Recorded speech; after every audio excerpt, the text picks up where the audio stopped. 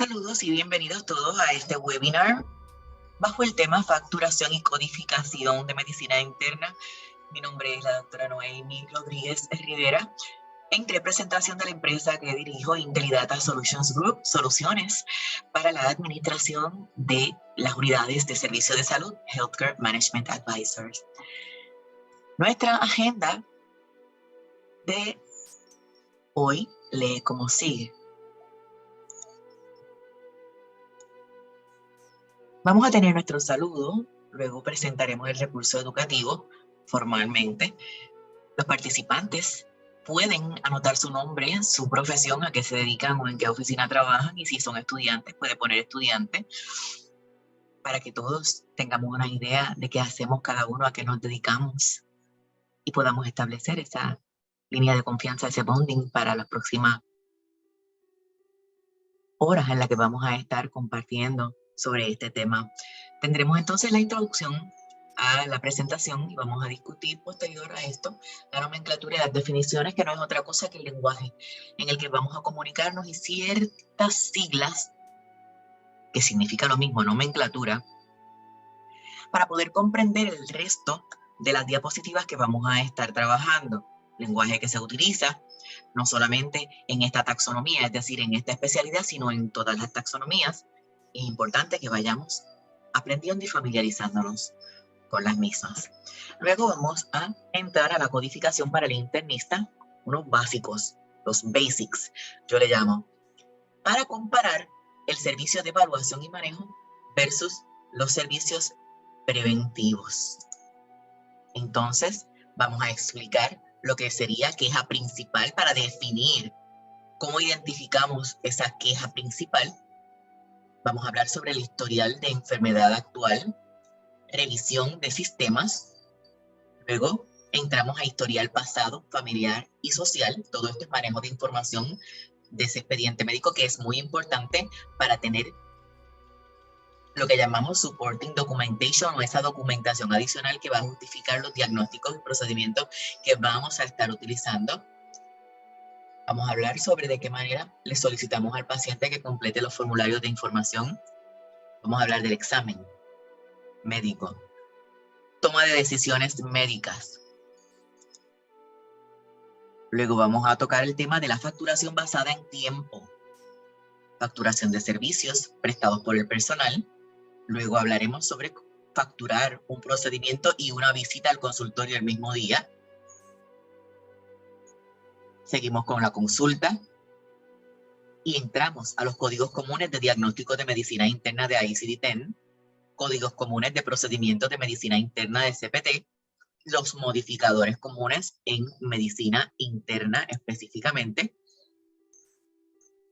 Entramos a los cambios de los códigos CPT para 2022, alineados y revisados por American Medical Association, que es quien tiene a cargo el auditar, añadir, eliminar, revisar el ICD-10 cada año. Vamos a tener la diapositiva de más información relevante al tema, con la conclusión, la sesión de preguntas y respuestas, redes sociales y futuros webinars, y los agradecimientos. Mi nombre es la doctora Noemi Rodríguez Rivera. Poseo un doctorado en liderazgo educacional y organizacional, con una maestría en administración. Tengo sobre 23 años de experiencia en la industria de la salud, en variedad de unidades de servicios que incluyen aseguradoras, oficinas médicas privadas, instituciones de salud, planes médicos Advantage, reguladoras y práctica privada de resolución de incidencias de cumplimiento regulatorio, auditoría fiscal y clínica, y actualmente soy profesora universitaria en la Facultad de Ciencias de la Salud de varias universidades privadas. Todo esto se lo digo no como un efecto de vanagloria, sino para que usted vea hasta dónde usted puede alcanzar si usted se lo propone. Es una industria amplia. He trabajado en ella durante todo este tiempo y me ha dado grandes satisfacciones y crecimiento, no solamente académico, sino también personal. Así que yo le invito a que continúe educándose continuamente para que pueda ser un profesional de altura, un profesional como lo requiere, como lo necesita y como lo merece la industria de la salud en nuestro país. Donde quiera que se ama la medicina, también hay amor por la humanidad. Esto es un pensamiento de Hipócrates, lo dejo para que ustedes mediten en él. Amamos la medicina y por eso tenemos amor por la humanidad. Disclaimer o nota al calce antes de comenzar nuestro webinar. La información que voy a presentar está actualizada al momento en que estoy dando esta presentación y no incluye políticas específicas de pagador ni lenguaje de contrato. En arroz y habichuela. Nuestra industria es cambiante constantemente. Hay avances tanto tecnológicos como en tratamiento. Nacen enfermedades nuevas, se eliminan enfermedades que ya estamos erradicando. Y puede ser que en la noche de hoy o mañana, gobierno federal, estatal, gubernamental, acreditadoras, hagan cambios, no solamente en lenguaje, sino que puede haber cambios en los términos de contratación de cada una de las aseguradoras, dependiendo de la taxonomía o la especialidad en la que nosotros trabajamos, y en este caso sobre medicina interna. Así que por esto hago la salvedad de que la presentación es vigente al momento en que la estamos brindando. Siempre vamos a consultar a ICD-10 y CPT, así como el contrato que tiene nuestro médico o nuestra unidad de servicio con los pagadores, que son las aseguradoras, es decir, el plan médico, para que tengamos orientación específica sobre cualquier informe adicional. Todo lo que expreso en esta presentación es a base de la experiencia e información que he recopilado y mis años de estudio y de experiencia en la industria. Mis referencias: American Medical Association, CMS, AAPC, AMBA, AHIMA, y fuentes absolutamente acreditadas de la industria de la salud. Capturas de pantalla. El material que voy a discutir específicamente en esta videoconferencia tiene nomenclatura, como les dije previamente, y tiene códigos, muchos códigos. Todos provienen de la ICD-10, de la lista tabular o de la lista alfabética. En el caso de medicina interna, utilizamos ambas partes del ICD-10, ese volumen 1 y el volumen 2, que uno es el alfabético, el índice alfabético, y el otro es el índice tabular. En esta les voy a dar específicamente todo lo relacionado a medicina interna, pero no se limita a lo que vamos a ver aquí, porque como ya les dije, pueden surgir códigos temporeros sobre enfermedades nuevas que vayan apareciendo. Por ejemplo, las variantes de COVID, entre otras. Puede hacer capturas de pantalla. ¿Cómo se hace una captura de pantalla? Vemos en sus diapositivas, en cada una de sus computadoras, un teclado.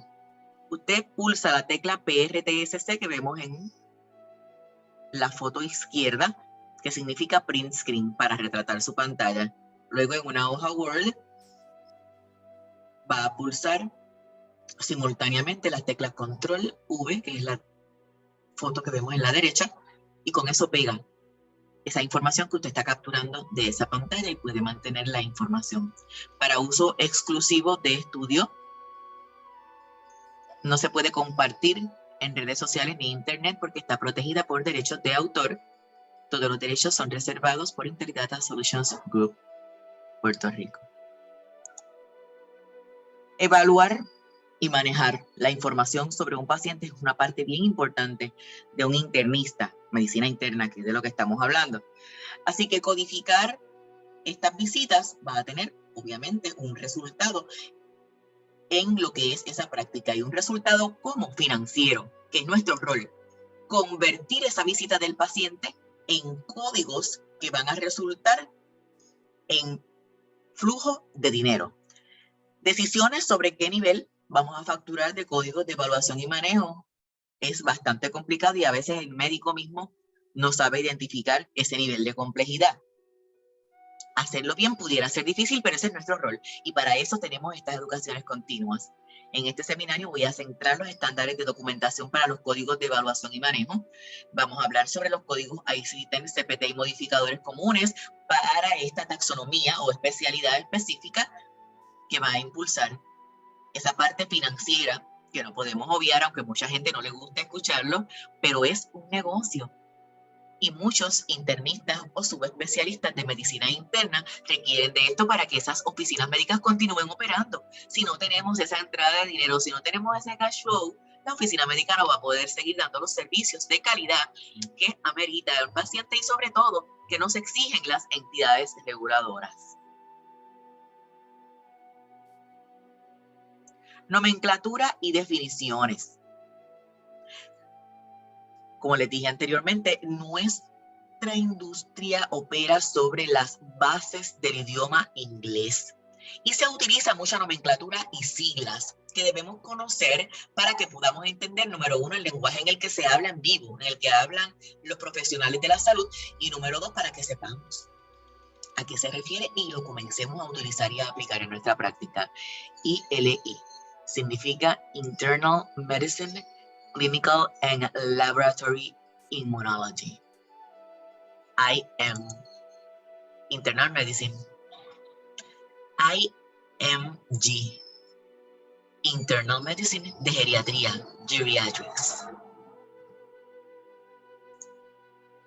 CMS son los Centros de Servicio de Medicare y Medicaid, y por sus siglas en inglés, Centers for Medicare and Medicaid Services, administran lo que es Medicare, Medicaid y el plan de salud para niños CHIP en los estados, más no así en los territorios, y también la simplificación administrativa de ley IPA, así como el website cms.gov.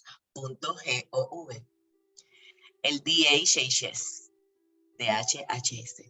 en inglés sus siglas significan US Department of Health and Human Service, Departamento de Salud y Servicios Humanos de los Estados Unidos. El CDC, que lo hemos escuchado mucho durante estos últimos años, significa US Centers for Disease Control and Prevention, Centros de Control y Prevención de Enfermedades de los Estados Unidos. AMA, la AMA, American Medical Association, Asociación Americana Médica, es quien revisa anualmente lo que son nuestros libros de codificación y facturación. ICD-10, CM, International Classification of Diseases, en su 10ª revisión, la Clinical Modification, que significa CM, sus siglas en inglés. Por su parte, ICD-10 PCS, que es la International Classification of Diseases, en su 10ª revisión, para el sistema de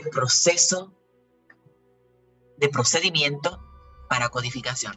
La diferencia entre el ICD-10-CM y el ICD-10-PC es que están ambos contenidos dentro del mismo módulo. ICD-10-CM va a incluir un conjunto de códigos que van dirigidos al diagnóstico y se usa en el entorno de la atención médica en Estados Unidos. El ICD-10-PCS, por su parte, el Procedural Coding System, va a utilizarse en el entorno hospitalario para pacientes hospitalizados y codificación de pacientes en hospital. Esa sería la diferencia entre uno y otro. CPT o CPT significa por sus siglas en inglés Current Procedural Terminology. Por su parte, HCPCS, por sus siglas en inglés, se conoce como Healthcare Common Procedure Coding System. El CPT es para codificación de procedimiento, HCPCS es para codificación de equipo médico duradero o DME, Durable Medical Equipment, y servicios. Top Basics, los básicos de la codificación para medicina interna. Cuando estamos trabajando en nuestra unidad de servicio, sea institucional o sea profesional, necesitamos, por naturaleza obvia de nuestras funciones, determinar cuál código vamos a utilizar en el proceso de evaluación y manejo. Pero debemos conocer los elementos de ese código, de qué se componen. Una vez entendemos la composición de ese código, determinamos el nivel de complejidad, que eso lo determina ese historial médico y esa información que el médico ha anotado, sea electrónica o manualmente en el expediente, nos va a ser más fácil seleccionar el código con confianza.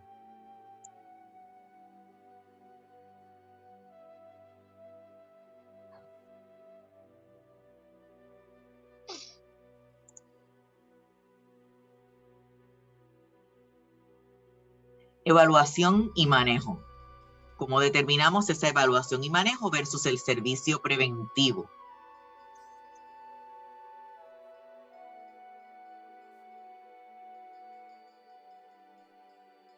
Quiero tocar en este webinar lo que son las visitas para evaluación aguda, que son las que se facturan con frecuencia, pero debo avisarles que para los servicios realizados como medidas preventivas, tienen unos códigos estrictos, que son 99381 y 99397. Voy a definir en las siguientes diapositivas códigos que van a determinarse en base al servicio preventivo adecuado por edad de paciente. Dependiendo de la contratación que tiene ese médico en la taxonomía que estamos discutiendo, que es medicina interna, el plan médico pudiera pagarlo o no.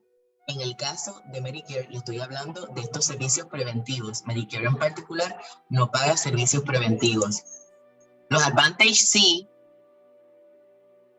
dependiendo de la contratación que tenga el médico, pero en el caso de Medicare, Medicare específicamente no los paga. Queja principal. ¿Cómo determinamos una queja principal? El paciente llega a nuestra oficina y tiene un síntoma. Viene por una razón. Esa visita, ese síntoma principal, es lo que el médico necesita ver. Puede ser una aguda simple, dolor abdominal, náusea, tos, dolor de cabeza, una caída. Esa queja o ese síntoma principal es lo que establece esa necesidad de ese paciente en esa visita que está haciendo a nuestra oficina. La queja principal es lo que establece la necesidad médica y así mismo lo define CMS. Y es un elemento que nosotros necesitamos para poder facturar el código, no solamente de pacientes de Medicare, sino de pacientes de planes médicos comerciales, gubernamentales, estatales, incluyendo Medicaid, que serían los fondos de salud pública. Queja principal o ese síntoma nunca debe estar definido como paciente vino por un chequeo anual. Tal cosa sería algo genérico. Necesitamos especificidad. Sentirse enfermo o decir no tiene queja o no tiene síntoma, eso puede darnos problemas en términos del manejo de información y en proceso de auditoría de esa factura.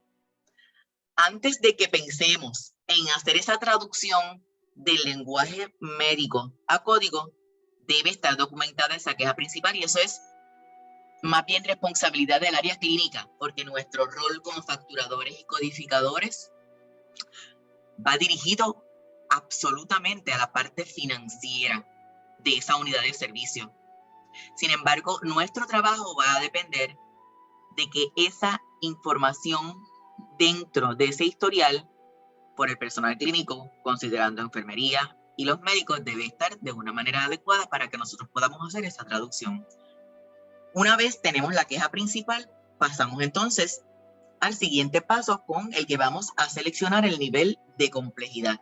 Ese expediente, sea electrónico o manual, porque hay oficinas que todavía trabajan, lamentablemente, lo que son los registros de los pacientes de manera manual, debemos considerar esa información, no importa el entorno de donde la estamos obteniendo o la modalidad, y debe existir dentro del mismo el historial, que es todo lo que el paciente dice, todo lo que el paciente le manifiesta al doctor o al personal clínico. Examen. todo lo que descubre ese examen médico y la toma de decisiones del médico, que es qué tan enfermo está el paciente y qué va a hacer el médico al respecto. Eso sería diagnóstico, qué tan enfermo está, qué tiene el paciente, qué vamos a hacer, es el procedimiento.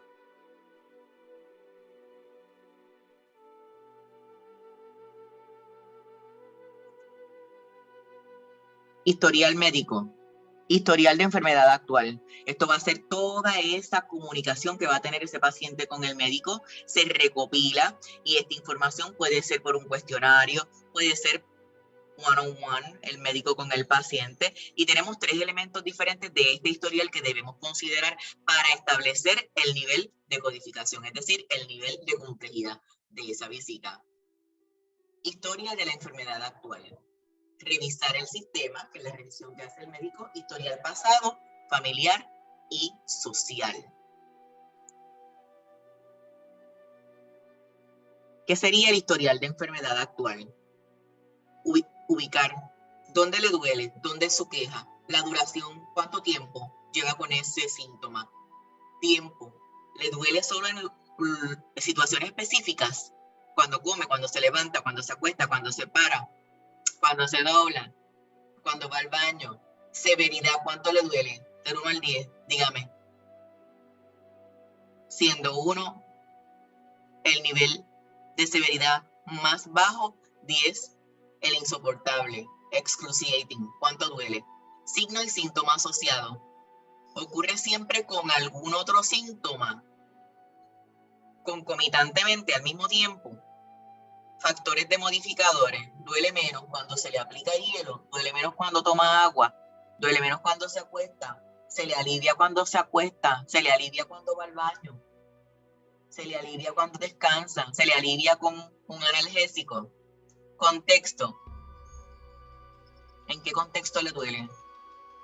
Cuando ve la televisión, cuando sale de su casa, cuando le da el sol, cuando se expone a olores fuertes, cuando se expone al frío, cuando se expone al calor. La calidad del dolor.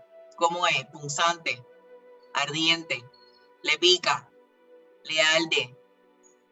Cuando uno define, por ejemplo, una migraña, siento que me están tocando un tambor en la cabeza. Eso sería calidad. Siento que hace boom, boom, boom. O es constante, es un zumbido, no se detiene. Eso sería calidad. Y esto es parte del historial de la enfermedad actual que va a ayudarnos a seleccionar ese nivel de complejidad que lo determina médico. Él es el único que va a solicitar esa información al paciente para determinar ese nivel de codificación superior. Si vienen a auditar ese expediente de la aseguradora o de alguna entidad gubernamental, puede ser estatal, federal, acreditadora, entre otras, va a buscar que estos elementos estén contenidos dentro de ese historial, sea electrónico o sea manual, pero esos elementos de ese historial de enfermedad deben estar incluidos. Revisión de sistemas. El médico debe revisar la parte constitucional, que es el aspecto general. Los vitales, por eso cuando llegamos a una unidad de servicio, lo primero que hacen es tomar nuestros vitales en una sala de emergencia, porque es parte de ese cumplimiento regulatorio para revisión de sistemas en el historial médico y el manejo de información, que es una disciplina que de hecho se estudia a nivel de maestría y existen en las unidades institucionales departamentos destinados a lo que es el manejo de información, con un director en todas las áreas y empleados que van a revisar todos esos expedientes de esa unidad de servicio para que cumplan con los aspectos regulatorios. Aspectos general vitales. Revisión de ojos, oídos, nariz, boca y garganta, cardiovascular respiratorio, gastrointestinal genitourinario, musculoesquelético integumentario, neurológico, psiquiátrico, endocrino, hematológico, linfático, alérgico o inmunológico, dependiendo del síntoma que dijimos en la diapositiva anterior. El médico va a determinar el sistema que va a revisar. Siempre aspecto general, ojo, oído, nariz, boca y garganta, y lo auscultan. Y ahí entraría gastrointestinal y respiratorio. Si la persona te dice que tiene dolor abdominal, el médico comienza a tocar. Genitourinario. Por eso es que siempre que vamos a una oficina médica, sobre todo los pediatras, siempre ve que les chequean los nenes los ojitos, le chequea el oído, abre la boca aunque no tenga nada en la garganta. Todo esto es parte de esa revisión del sistema para ese cumplimiento regulatorio, porque es parte del historial. Y aunque el médico le pregunte al paciente por su salud, debe revisarlo y no dejarlo fuera de la visita, ni menos de la documentación. Debe estar documentado. Lo que no se escribió no sucedió.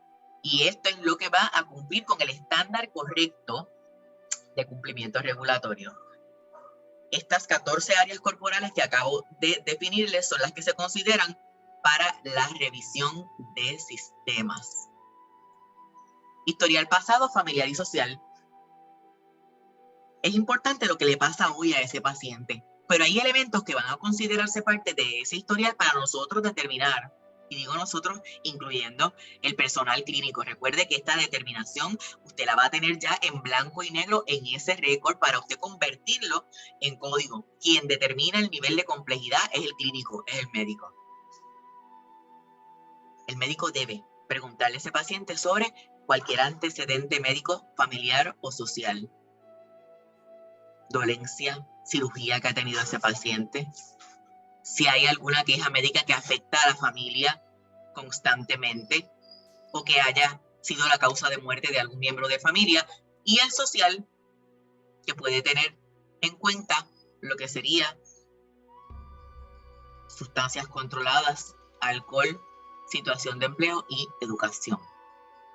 Eso constituye ese historial pasado, familiar y social. En las oficinas médicas regularmente te dan un formulario. Desde el tiempo COVID hacia acá se ha hecho de manera electrónica, te lo envían por email o se lo envían por un mensaje de texto con un hipervínculo o enlace para llenarlo. O en la misma oficina sencillamente le dan una tablita. Y en otros de los casos con entrevista telefónica, ahora con la entrada de la telemedicina, que siempre ha existido pero ha tenido más auge luego del comienzo de la pandemia COVID. Para completar lo que es el área de historial del paciente. Así que no importa el mecanismo que se utilice para conseguir esta información sobre el paciente, un médico necesita que esta información se documente para poderla revisar y tomar en cuenta, prestando atención especial a la situación actual, a la visita de hoy de ese paciente.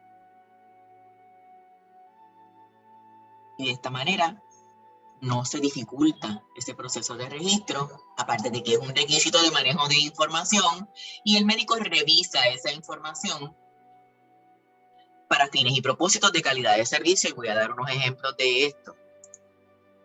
Examen. El examen, esto es básico. El médico va a ver el área corporal, el órgano de esa queja o ese síntoma que le está indicando, y tenemos dos estándares para determinar ese nivel de examen. El año en que comenzó, el tiempo en que comenzó ese síntoma, el área del cuerpo y el sistema de órganos que se va a considerar son los siguientes. Al momento del examen, medicina interna, que trabaja con todas las partes del cuerpo.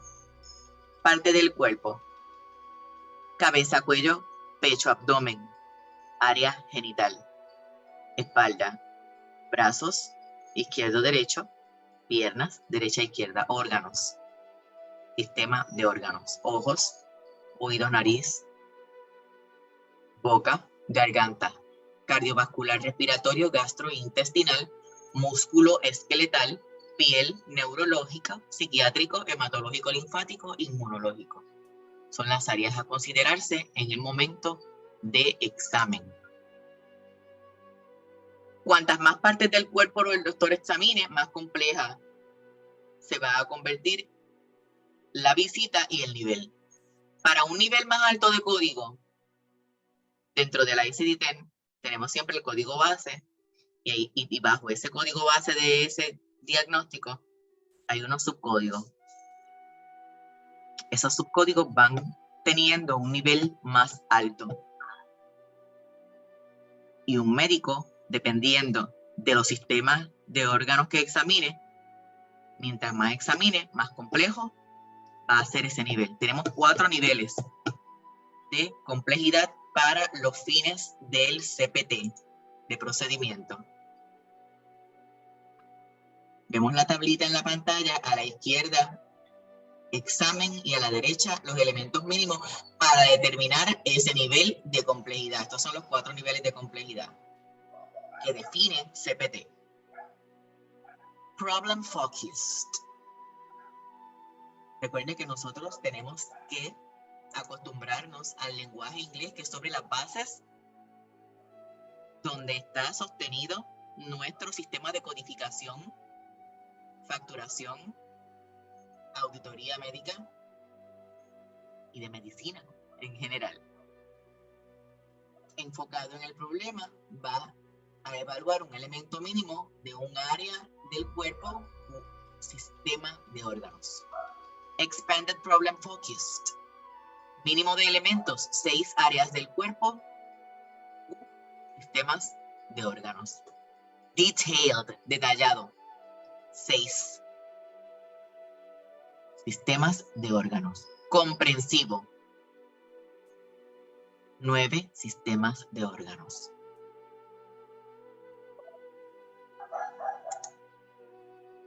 La toma de decisión médica va a ir basada en 3 elementos. 1, cantidad y gravedad de los diagnósticos y la opción de tratamiento que tiene ese médico. Los médicos tienen una rúbrica, pero mientras más difícil sea tomar una decisión sobre qué va a hacer el paciente, mayor va a ser el nivel de complejidad. Mientras más pruebas ancilares, pruebas adicionales, es decir, que pudiera ser radiología, que pudiera ser sangre, que pudiera ser pruebas ancilares en general. Ancilares son pruebas que va el médico a pedir para poder llegar a un diagnóstico final. Mientras más difícil sea para ese médico tomar la decisión, eso va a ser un factor determinante en el nivel de complejidad. Puntaje para seleccionar esa decisión médica va a incluir aquellos datos que no fueron parte de la historia del examen, pero puede incluir, como les dije anteriormente, ancilares, laboratorio, radiografía, registro antiguo, hablar con médicos anteriores que han tratado a ese paciente. Puede ser otro elemento que va a tomarse en consideración y va a tener relevancia en esa decisión médica.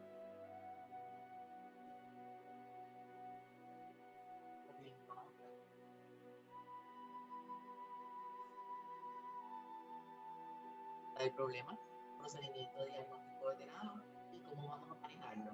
Cada uno de estos elementos va a determinar si el riesgo es mínimo, bajo, moderado o alto. Si hay riesgo de mortalidad con ese diagnóstico o esa decisión médica, pues entonces es una decisión de alta complejidad y el código que vamos a utilizar, por ende, es un código mayor. Facturación basada en tiempo.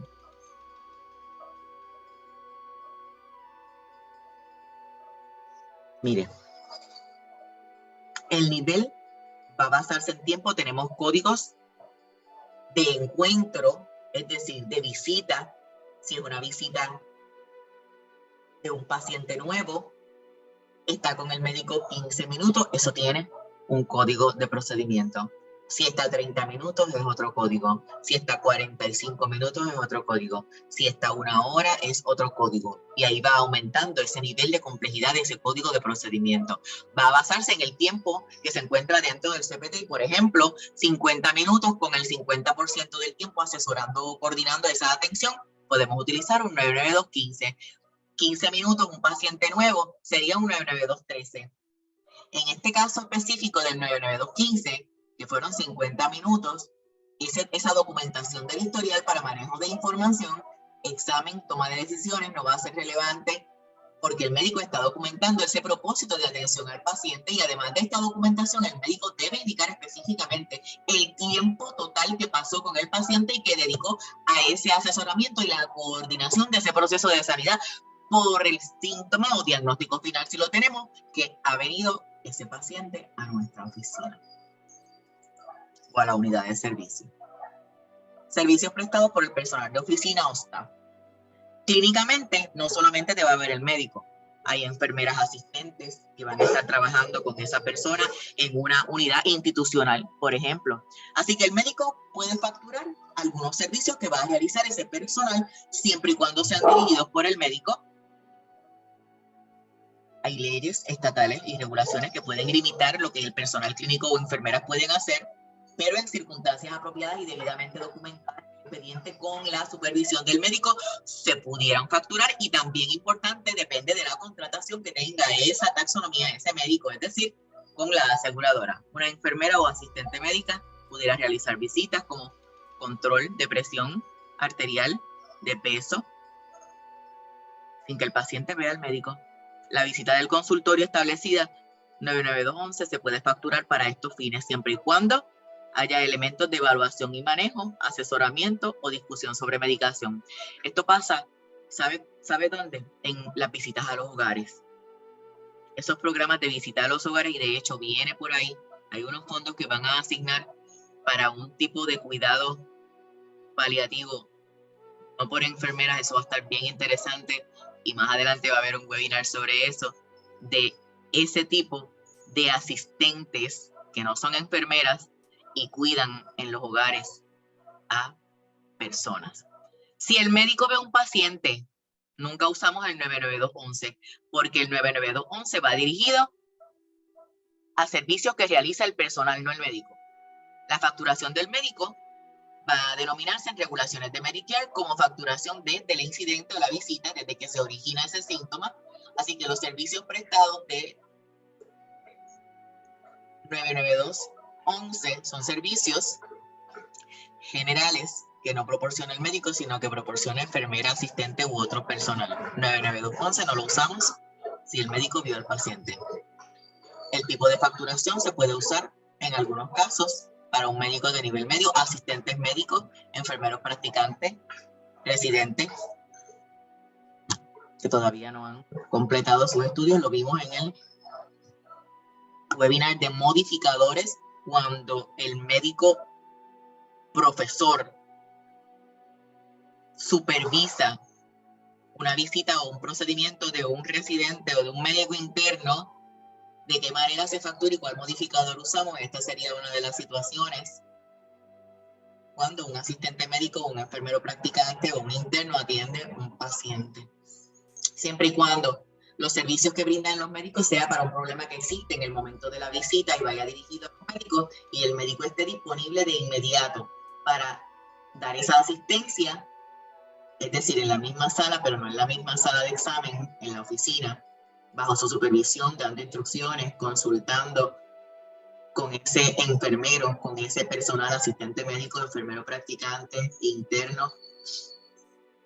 Podemos entonces documentar y facturar los servicios prestados por el personal, siempre contando con una contratación del médico con ese plan.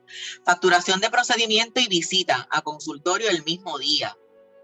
Mire, esto es bien importante porque hay ocasiones en las que un médico ve a un paciente no solamente una vez en el día, puede verlo hasta 2 y hasta 3. Sobre todo si lo envía a hacer alguna prueba ancilar de inmediato y necesita el resultado para poder llegar a ese diagnóstico final ese mismo día. Si cobramos un código de visita al consultorio con un procedimiento, es probable que si es el mismo día, lo denieguen. ¿Por qué? Porque la evaluación y el manejo es un elemento que se agrupa. Para poder cobrar las dos interacciones el mismo día, el manejo y el procedimiento deben no estar relacionados. Es decir, la razón por la que vino inicialmente ese paciente no está relacionada a esa segunda visita. Si usted tiene el paciente con un dolor abdominal severo, agudo, lo envía a hacer un sonograma abdominal para que regrese con la lectura, no vamos a codificar 2 visitas el mismo día. Vamos a cobrar solamente una. La segunda no nos la van a pagar, va a ser una denegación de hecho, a menos que esa segunda visita sea por un síntoma o diagnóstico distinto, y en este caso tenemos que usar un modificador. Esto lo vimos en el webinar de modificadores de hace 2 días atrás, bastante interesante por cierto. Debemos usar un modificador para decirle al plan médico, ojo, ojo, Este paciente vino 2 veces, pero por 2 cosas distintas. Por ejemplo, un paciente vino a la oficina porque tenía dolor de garganta. Se le mandó medicación, se le hizo la prueba de COVID, se hizo el COVID screening. Está negativo a COVID, vete para tu casa. Pero de una vez él le dice al doctor, doctor, yo tengo esta verruguita aquí. ¿Usted cree que usted puede hacer algo por esta verruga? Y a lo mejor el médico, si es atrevido, aunque no sea dermatólogo, le dice, dame acá que yo te voy a bregar con eso. O le hace un referido para su dermatólogo. Pero si lo atiende y le quita la verruga, tenemos que usar el modificador 25 para que podamos notificar al plan médico que hubo 2 servicios distintos, distinta evaluación y manejo de esos síntomas en esa visita. No necesariamente porque usemos el modificador el plan médico lo va a pagar. Eso depende de esa contratación que tenga el médico. Pero para efectos médico-legales hay que notificar con ese modificador que algo anormal, es decir, que hubo un cambio en la visita regular de ese paciente y atendimos 2 cosas distintas. Aunque estemos conscientes de que el plan no lo va a pagar, hay que notificarlo. En un tribunal, en un caso médico-legal, esto puede ser factor determinante. Así que en términos de manejo de información, ay, yo no voy a poner eso porque no me lo van a pagar. No, hay que notificar y anotar todo lo concerniente a esa atención médica que se le brindó a ese paciente por efectos médico-legales y para cumplimiento regulatorio de manejo de información. Porque usamos modificador en estos casos de visita de consultorio al mismo día para que el plan médico quede notificado de que hay una diferencia en ese servicio estándar que vino a buscar el paciente en ese día. Consulta. Una consulta en arroz y habichuela es cuando ese médico, por ejemplo, estamos en una sala de emergencia, el paciente llega con un dolor abdominal agudo, cuadrante izquierdo inferior. Le ponen medicamento para el dolor y se lo controlan, pero el paciente se sigue quejando. Le hacemos un sonograma abdominal o hay algo raro por ahí. Por ahí vienen como unas piedritas bajando. Tenemos que hacer una consulta con un médico por especialidad. En este caso sería urólogo.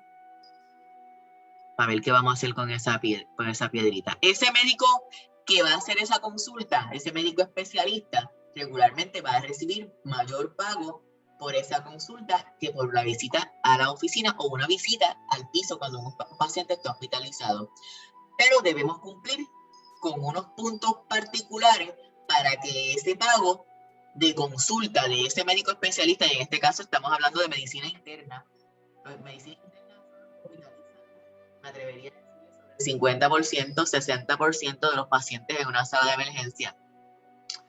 ¿Qué debe tener ese encuentro para que califique como una consulta y él pueda facturarlo como tal? 1.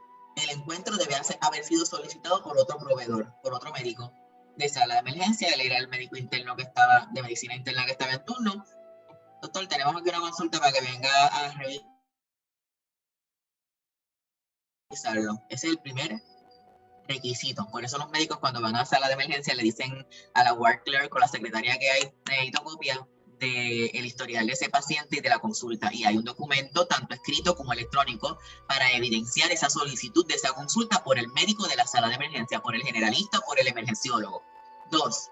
El médico que solicita, el emergenciólogo, y le estoy dando el ejemplo de sala de emergencia, debe decir que está buscando asesoramiento sobre el tratamiento del paciente, que no está transfiriendo su responsabilidad, sino que está necesitando de ese consultor para llegar a ese diagnóstico final. Tercer requisito, debe haber un informe escrito.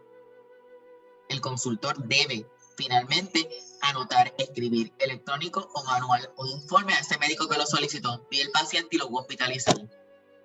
Vi el paciente, dale esta medicación y lo veo en una semana en la oficina mía. Esta es la tarjeta que saqué cita.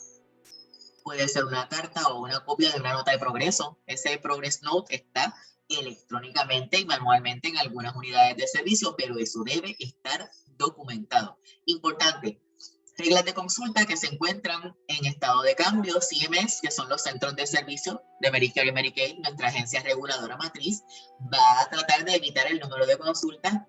Por eso sus requisitos son rígidos. Todo médico, atención primaria, como especialista puede facturar la consulta siempre y cuando cumpla con estos requisitos que acabo de mencionar. Ahora sí viene. Como les dije al comienzo de la presentación de la videoconferencia, pueden hacer captura de pantalla. Todos estos códigos que yo les voy a presentar están disponibles tanto en lista tabular como alfabética de ICD-10. Todo esto está vigente al momento de esta presentación. Recuerde que American Medical Association puede añadir, puede quitar, puede hacer códigos temporeros en cualquier momento del año, no solamente en octubre, noviembre, cuando revisan anualmente el ICD-10, CPT y HCBCS, sino que pudiera haber cambios. Por eso hago el disclaimer de que toda la información contenida en esta videoconferencia es vigente al momento que yo le estoy dando la videoconferencia. Códigos de medicina interna comunes en ICD-10. Note que están todos en inglés. Mire, para usted, y esto es una nota al calce y una recomendación personal, no solicitada, pero me toca la responsabilidad de dejarle saber que nuestro sistema de salud está sentado sobre las bases del idioma inglés. Hay que masticarlo. No hay de otra. De otro modo, no vamos a poder sobresalir como quisiéramos en nuestras prácticas. Habiendo dicho esto, voy a definir estos códigos comunes. De aquí en adelante, hay muchos. Y voy a utilizar terminología en inglés. Mucha usted la va a identificar. Abdominal pain, puede ser dolor abdominal, pero puede ser que vayamos aumentando en complejidad y ese procedimiento no tenga usted la definición o el conocimiento. Yo se la puedo traducir, pero el médico no lo va a hacer. En el entorno real debemos conocer. Si usted tiene problemas con el inglés, es el mejor momento para usted tener educación continua sobre el idioma. Tomar clases de inglés sería un plus para aquellos que quieren continuar en la práctica, sea facturación, codificación, auditoría médica, etcétera. Nuestros libros matrices van sobre las bases del idioma inglés. Tal cosa como una traducción de ICD-10, CPT o HCBCS no existe. Hay estudiantes que me lo han pedido, me lo han solicitado y mi respuesta siempre va a ser no. Usted va a poder trabajar aquí en China siempre y cuando usted domine las bases del idioma universal, que no es otro que el inglés. Seguimos. Abdominal pain sería un código de medicina interna común. Acute respiratory infections, back and neck pain, chest pain, diabetes mellitus, with or without complications, type 2, general medical examination, headache, hypertension, pain in joint, pain in limb, other forms of heart disease, urinary tract infection, or cystitis. The abdominal pain. R10.0, acute abdomen. R10.10, upper abdominal pain unspecified. R10.11, right upper quadrant pain. Voy a hacer una pausa. En el webinar de los modificadores, explicamos los modificadores de ubicación, los cuadrantes. Esto también es muy importante. Todo en la factura, si hay un error en el cuadrante, si nos equivocamos y ponemos derecho en lugar de izquierdo, eso es razón para que nos denieguen la factura o nos hagan un ajuste. De hecho, si nos vamos más allá, un simple right upper o left upper equivocado en un historial médico a un paciente que van a hacer una intervención quirúrgica puede redundar en un problema médico-legal del que usted no tiene ni la menor idea. Seguimos. R10.11, right upper quadrant pain. R10.12, left upper quadrant pain. R10.13, epigastric pain. R10.2, pelvic and perineal pain. R10.30, lower abdominal pain. R10.31, right lower quadrant pain.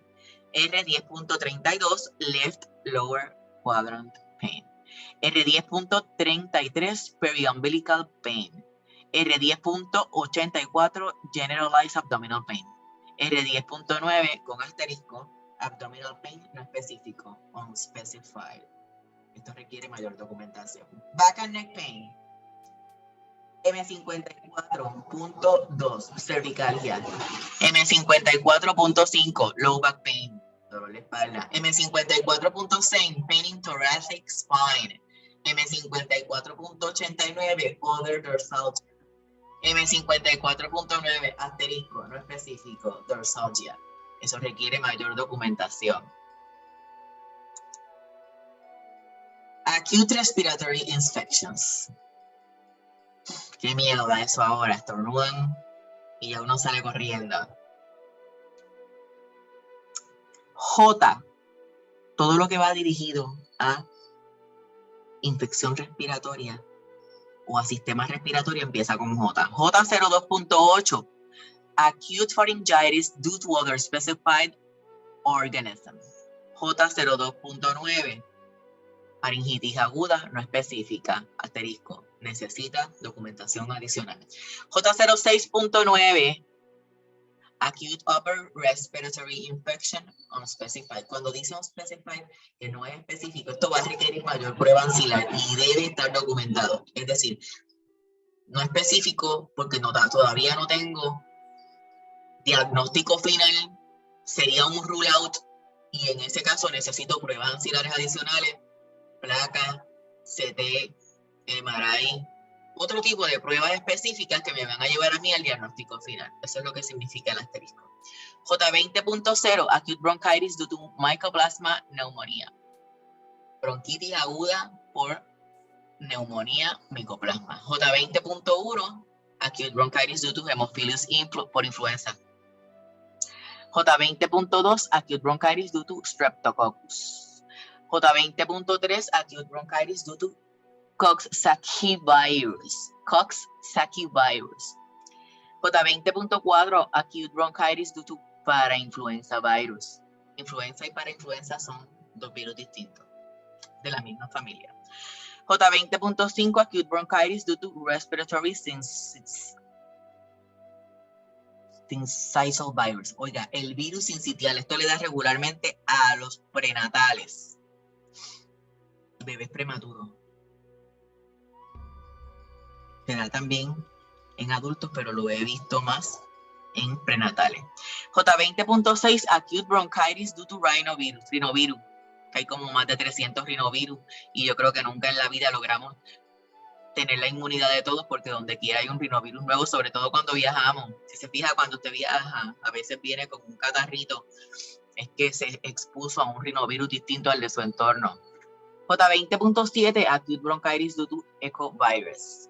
J20.8, acute bronchitis due to other specified organism, por otro organismo específico. J20.9, acute bronchitis unspecified, asterisco. Documentación, manejo de información médica. Vamos a entrar a COVID. ¿Por qué lo añadí? Porque Medicina Interna también está evaluando casos COVID. Así que añadí esta diapositiva que en el webinar que dimos en anteriores no estaba incluida todavía, porque lo trabajamos dentro del webinar de COVID que se viene por ahí prontito. Ese está ya codificado, de hecho mañana es el de COVID-19. Con sus actualizaciones. Esto está en constante cambio porque siguen surgiendo nuevos tratamientos, nuevas ideas, procesos de vacunación que todavía es gratis, en su momento se va a poder facturar, etc. Lo primero que debemos determinar es dónde el paciente fue atendido, dónde fue esa asesoría. Si es en la oficina y el paciente es nuevo, dependiendo del tiempo que se estuvo atendiendo el paciente, si son 10 minutos, 20 minutos, 30 minutos, 45 minutos, esto va a ser la determinación de los códigos que vamos a usar. Si son pacientes nuevos, desde el 99201 hasta el 99205. 01, 02, 03, 04 y 05. Paciente nuevo. Paciente establecido. Paciente viejo, como le llamaríamos. 99212, 13, 14 y 15. ¿Y qué diferencia hay en cada uno de los códigos? Mírenlos aquí. Que este es para telemedicina, pero también la determinación del tiempo aplica para la evaluación en oficina, evaluación y manejo de telesalud.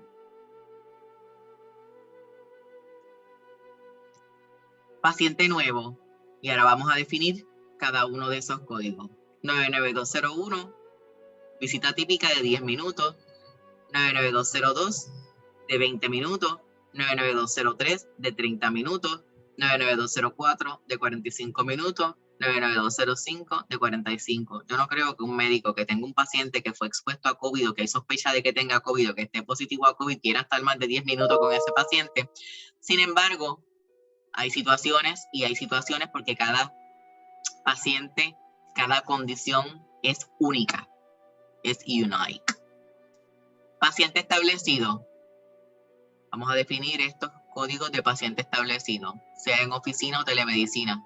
99212, tiempo típico 10 minutos. 99213, 15 minutos. 99214, 25 minutos. 99215, 40 minutos. En oficina, en la asesoría, telesalud.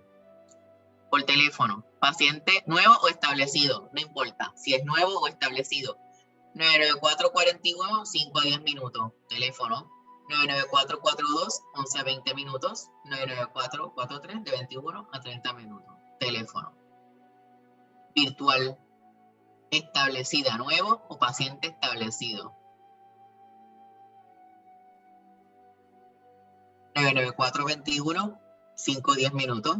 994-22, 11, 20 minutos. 994-23, 21, 30 minutos. G2010, sí presentamos imágenes remotas. G2012, revisión virtual. Difícil, pero no imposible. La colección de la prueba. ¿Dónde se hizo esa colección de esa prueba? En la visita de evaluación y manejo, de manera presencial, es decir, en persona. Esa colección, el swab, no se factura. Todavía en este momento, el gobierno federal está cubriendo una parte de lo que serían las pruebas. Y hay muchos lugares que están haciendo las pruebas aún gratis. Ahora, si se hace en una práctica privada, usamos 99211.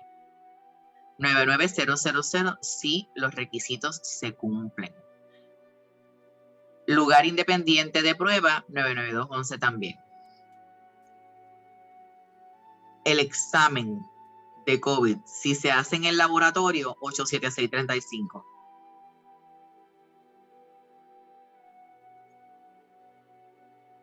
Seguimos. ICD-10, ¿cómo codificamos diagnóstico? Usted dirá, pero ¿y por qué tantos códigos? Porque codificamos si el paciente es asintomático, sin exposición, o no estamos seguros o no tenemos el resultado negativo. Se siente mal, tiene síntomas, perdón, no tiene síntomas, desconoce la exposición y no ha llegado el resultado, pero tiene, oiga, mire, usted sabe que los laboratorios se han llenado más por personas que en la paranoia y todo, ¿verdad? Lo que ha causado el media en este proceso de pandemia, va mucha gente que no tienen síntomas, que de hecho no tienen idea ni siquiera lo que sería un síntoma de COVID dirigido a un diagnóstico final y van a hacerse la prueba. Asintomático, no tuvo exposición o desconoce si tuvo exposición y tampoco tiene el resultado. Eso es un Z1159. Yo le diría un wannabe COVID. Porque qué razón tiene para ir a chequearse si no tiene ningún síntoma y no estuvo expuesto y no tiene resultado. O el resultado está negativo. Z03.818, posible exposición a COVID rule out. Cuando dice rule out, lo vamos a ver en las siglas R-O en la orden médica. Rule out es cuando el médico no tiene la prueba per se positiva, pero el paciente le dice, yo estuve expuesto a una persona que está positiva a COVID y estoy teniendo síntomas. Doctor, yo creo que tengo. Ok, pues te voy a hacer un rule out de COVID y te voy a mandar la prueba. Esa orden médica va a decir Z03818 y lo que significa es posible exposición a COVID, un rule out. Z20.828 y estamos no nos hemos salido del tema, estamos en el área del sistema respiratorio para medicina interna. Z20.828, contacto con persona COVID, sin duda. No es posible, es sin duda, lo hubo.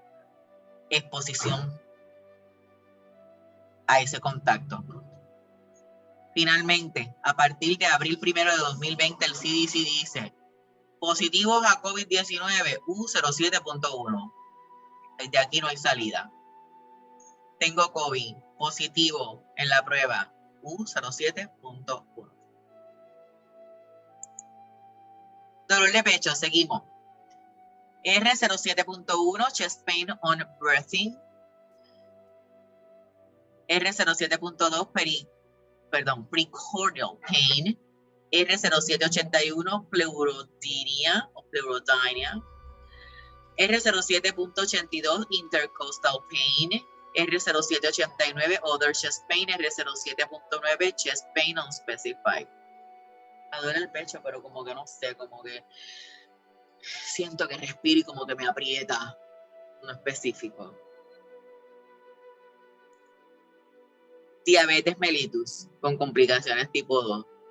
E11.9, diabetes mellitus tipo 2 sin complicaciones. Pudiera ser con dolor de cabeza. Headache con paciente diabetes mellitus. R51, hipertensión I10, hipertensión primaria. Examinación general médica Z00.00, encuentro para un adulto médico con examen sin hallazgos anormales. Z00.01, encuentro para adulto general, examinación médica con hallazgos anormales. Pain in joint. M25.511, pain in right shoulder. M25.512, pain in left shoulder. M25.519, pain in unspecified shoulder. M25.521, pain in right elbow. M25.522, pain in left elbow. M25.529, pain in unspecified elbow. M25.531, pain in right wrist. M25.532, pain in left wrist. M25.539, pain in unspecified wrist. M25.551, pain in right hip. M25.552, pain in left hip. M25.559, pain in unspecified hip. M25.561, pain in right knee. M25.562, pain in left knee. M25.569, pain in unspecified knee. M25.571, pain in right ankle and joints of right foot.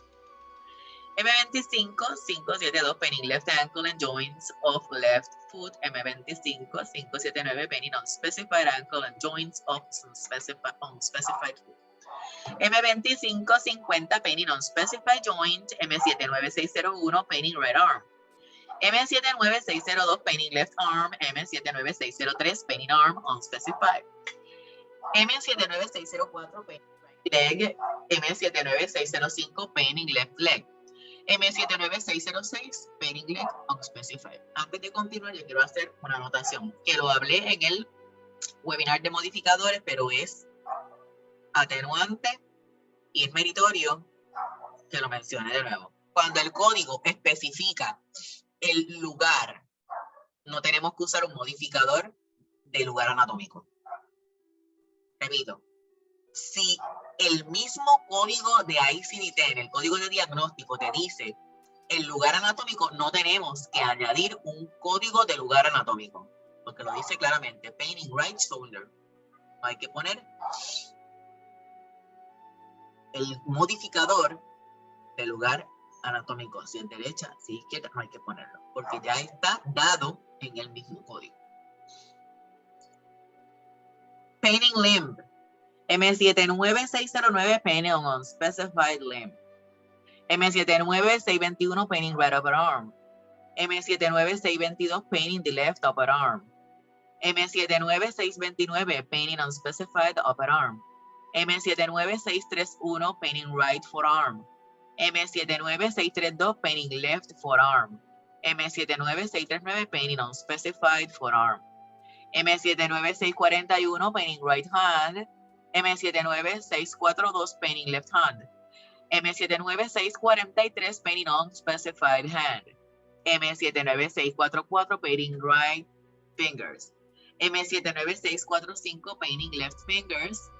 M79646, pain in unspecified fingers. M79651, pain in right thigh. M79652, pain in left thigh. M79659, pain in unspecified thigh.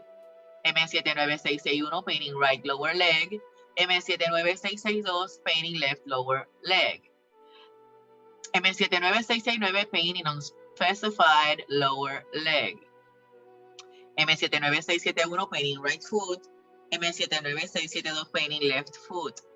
M79673, pain in unspecified foot. M79674, pain in right toe. M79675, pain in left toes. M79676, pain in unspecified toes. Yo siento que estoy en un bingo. Ahorita alguien grita bingo. Other forms of heart disease. E48.0, paroxysmal atrial fibrillation. E48.2, chronic atrial fibrillation. E48.91, unspecified atrial fibrillation. N30.0, acute cystitis without hematuria. N30.01, acute cystitis with hematuria. N30.10, interstitial cystitis chronic without hematuria. N30.11, interstitial cystitis chronic with hematuria. N30.20, other chronic cystitis without hematuria. N30.21, other chronic cystitis with hematuria. N30.30, trigonitis without hematuria. N30.31, trigonitis with hematuria. N30.40, irradiation cystitis without hematuria. N3041, irradiation cystitis with hematuria. N3080, other cystitis without hematuria. N3081, other cystitis with hematuria. N3090, cystitis unspecified without hematuria. N3091, cystitis unspecified with hematuria. UTI, urinary tract infection, infección del tracto urinario. Eso es otra cosa que cistitis. N39.0, urinary tract infection site not specified. Codes with a greater degree of specificity should be considered first. Dependiendo de las pruebas axilares, códigos de mayor nivel de especificidad, y eso lo determinamos en los niveles de especificidad que el médico va a anotar en ese historial, deben ser considerados. Códigos CPT comunes en medicina interna. Ya yo le di de distintos sistemas esos códigos, los más comunes de medicina interna. No se limitan a esto. Recuerde que le acabo de dar tremendo listón que parecía un bingo. Todos están disponibles en el ICD-10. Vamos a buscarlo de esa misma manera. Lista tabular o lista alfabética. Cualquiera de los dos volúmenes. 6 códigos nuevos de evaluación y manejo, INM. Se han revisado 4 códigos de CPT y 2 nuevos códigos para consulta interprofesional por internet. 99446. Interprofesional, esa consulta telefónica por internet,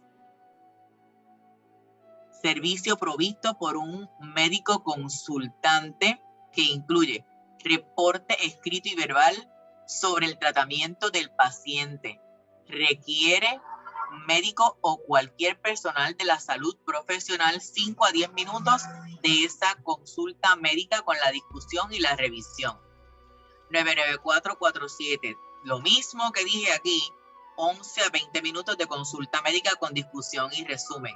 99448 de 21 a 30 minutos con consulta médica y discusión y revisión.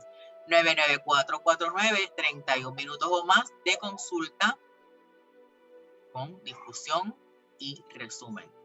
Códigos de evaluación y manejo. Interprofesional, consulta por internet.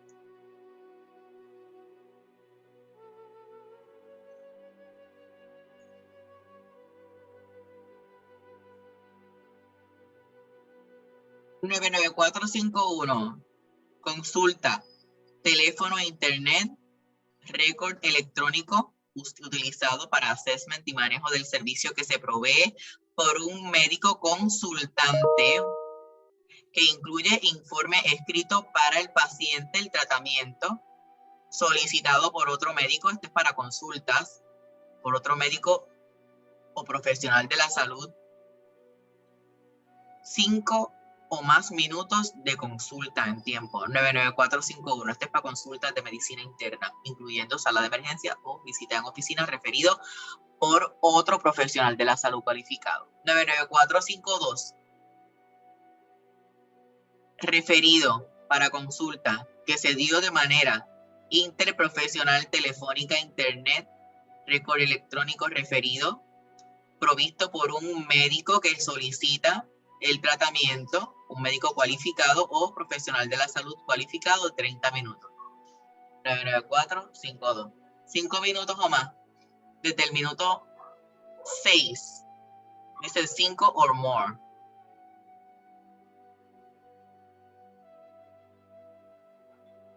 Si llega a 30 minutos, entonces es el 99452. 30 minutos o más. 5 minutos o más, sin alcanzar los 30, es el 99451.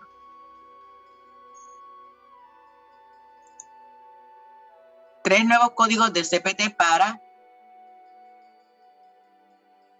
monitoreo fisiológico y cuidado remoto crónico. Estos códigos nuevos y revisados se introdujeron incluyendo una subsección que describe información almacenada digitalmente de los servicios de monitoreo fisiológico, monitoreo de la condición de la persona. 99453, monitoreo remoto de parámetros fisiológicos, por ejemplo, peso, presión, oximetría, que es el pulso,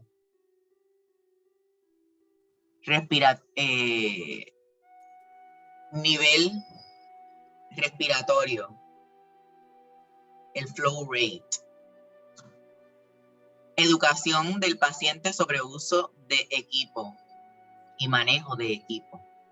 99454, monitoreo remoto de parámetros fisiológicos, por ejemplo, peso, presión arterial, oximetría, respiración, device, dispositivo, suplido con grabación diaria o programada de alertas cada 30 días. 99454. 99457, monitoreo y tratamiento fisiológico remoto, servicios de manejo, 20 minutos o más por staff, personal clínico de la oficina, por el médico o cualquier otro profesional de la salud cualificado en un mes calendario requiriendo comunicación interactiva con el paciente o el cuidador durante ese mes. 99457. Pacientes en hogar de ancianos, pacientes en hogar, este tipo de casos de monitoreo remoto fisiológico. Diferencia entre el 99457 y el 99091 sobre el monitoreo remoto del paciente. El 99457 va a permitir que ese servicio de monitoreo remoto, que se conoce como RPM por sus siglas, Remote Professional Monitoring, lo puede realizar no solamente el médico, sino staff o profesionales de esa oficina médica bajo la supervisión de ese médico. Personal de salud cualificado. Enfermera, auxiliar médico, etc. Y esto va a facilitar a los proveedores la atención médica de los programas de seguimiento. Cardiología, por ejemplo, los pacientes que tienen Holters, que tienen esos marcapasos. Ese monitoreo se puede hacer de manera remota, así que la diferencia más importante entre ese 99457 y el 99091 es que el 99457 sí puede ser monitoreado por otro profesional de la salud cualificado, Qualified Healthcare Professional, significan las siglas QHCP, en inglés, por su definición en inglés, pero el 99091 tiene que ser el médico. Esa sería la diferencia entre uno y el otro. A partir de enero 1 de 2019, un cambio de biopsia en el CPT, de biopsia de la piel. La medicina interna revisa todas las partes del cuerpo, las estructuras. 111.00 para la primera lesión. Biopsia de la piel. 111.01 para cualquier lesión adicional a la que se haga biopsia después de la primera lesión en el mismo día del servicio. Nuevo código para biopsias de piel, el range, el rango, van desde el 11.102 hasta el 11.107. Estos códigos están basados en el método de remoción. 111.02, tangential biopsy of skin, afeitar, scoop, saucerize, curette, single lesion. 111.03, each separate additional lesion, lesión separada, en adición al código primario de procedimiento.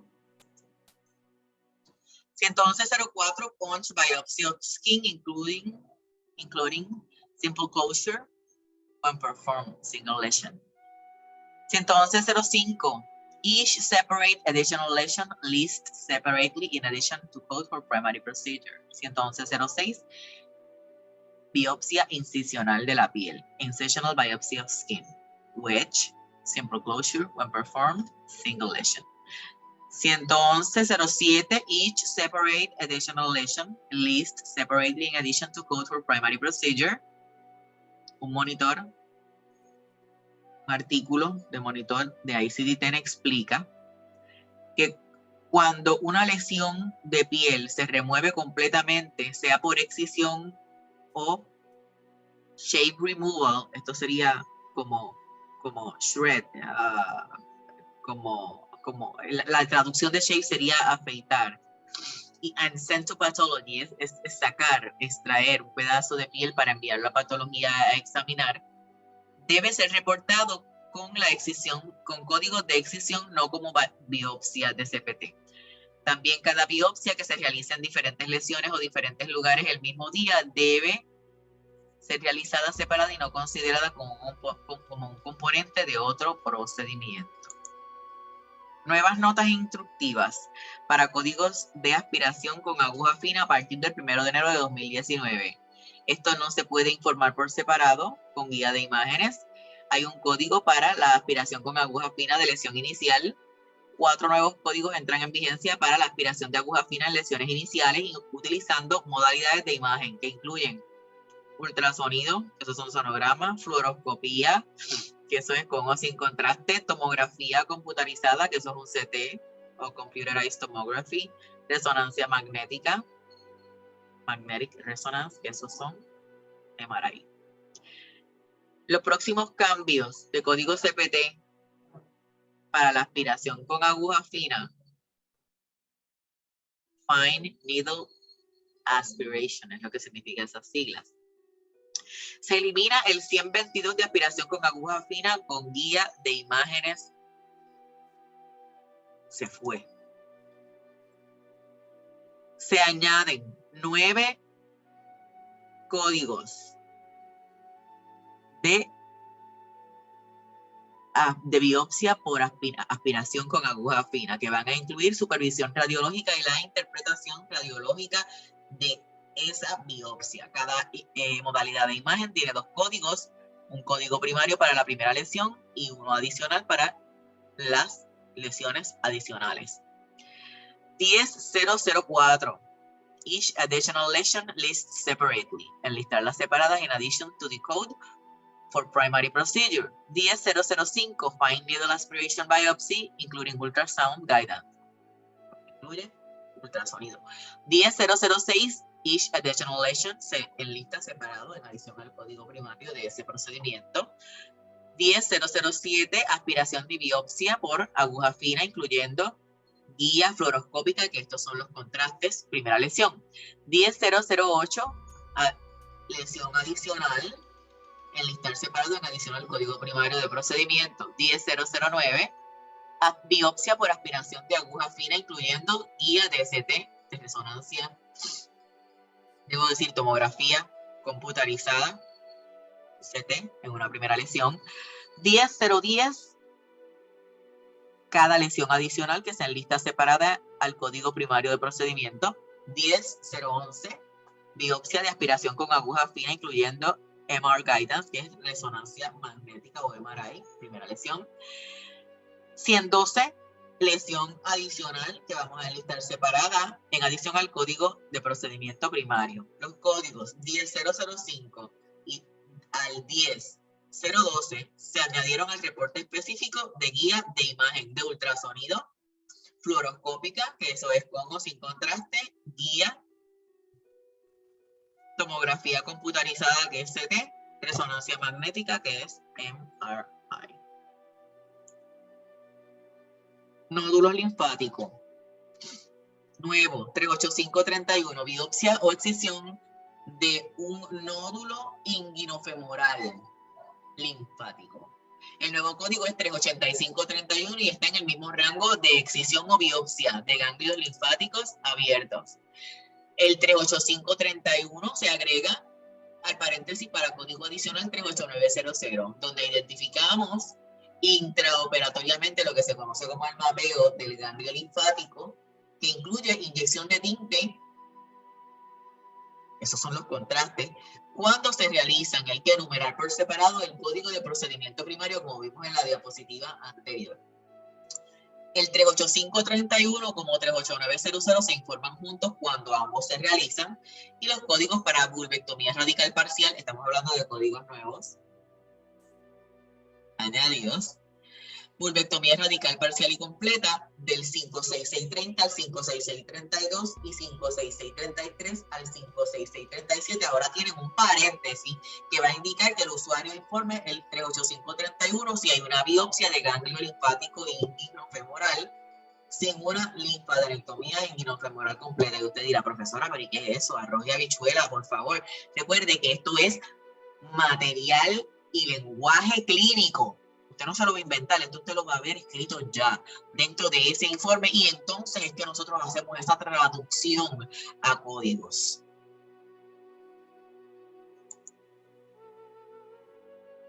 Los códigos nuevos que lanza American Medical Association en 2022, según comunicados de prensa de la asociación, los cambios van a ser como objetivo que las visitas de oficina y la evaluación y manejo se flexibilice. Esto libera a los médicos de carga administrativa. sobre todo en estos 2 años de COVID, que ha cambiado mucho la atención médica, está tomando más tiempo porque tenemos los pacientes en los carros, los tenemos que llamar para que suban a la oficina, para evitar aglomeración, para cubrir las distancias, cumplir con los códigos correspondientes de salud pública.